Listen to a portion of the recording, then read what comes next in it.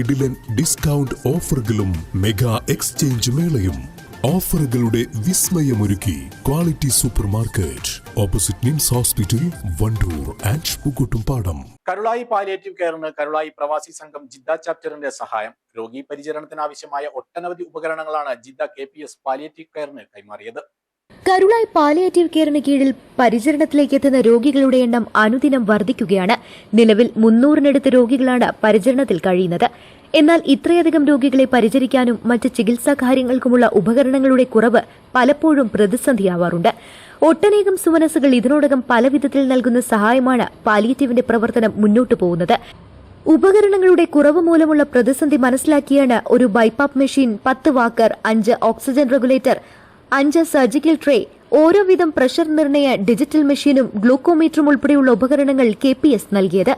ഇതിനു മുൻപ് പാലിയേറ്റീവിന് ഫാർമസിയും ഓക്സിജൻ സിലിണ്ടറുകളും ഉൾപ്പെടെയുള്ള നിരവധി സഹായങ്ങൾ KPS ചെയ്തിട്ടുണ്ട്.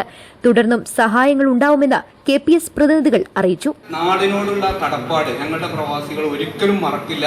ഞങ്ങളുടെ ഭാഗത്തു നിന്ന് നിങ്ങൾ ഏത് സമയത്ത് ഏത് പ്രതിസന്ധി ഘട്ടങ്ങളിലാണെങ്കിലും നിങ്ങളോട് തോളോട് ചേർന്ന് നിന്നുകൊണ്ട് ഞങ്ങളുടെ പരിമിതിയിൽ നിന്നുകൊണ്ട് നിങ്ങളോടൊപ്പം തന്നെ നിങ്ങൾ ഈ പ്രവർത്തനത്തിൽ നിങ്ങളെ സഹായിക്കാം. ഞങ്ങൾ കരുളായിലെ ജിദ്ദയിലുള്ള പ്രവാസികൾ ഉണ്ടായിരുന്നില്ല ഒരു ഉറപ്പ് നിങ്ങൾ തരികയാണ്. ഇൻഷാ അല്ലാഹ് എല്ലാം നല്ല രൂപത്തിൽ മുന്നോട്ട് പോകട്ടെ.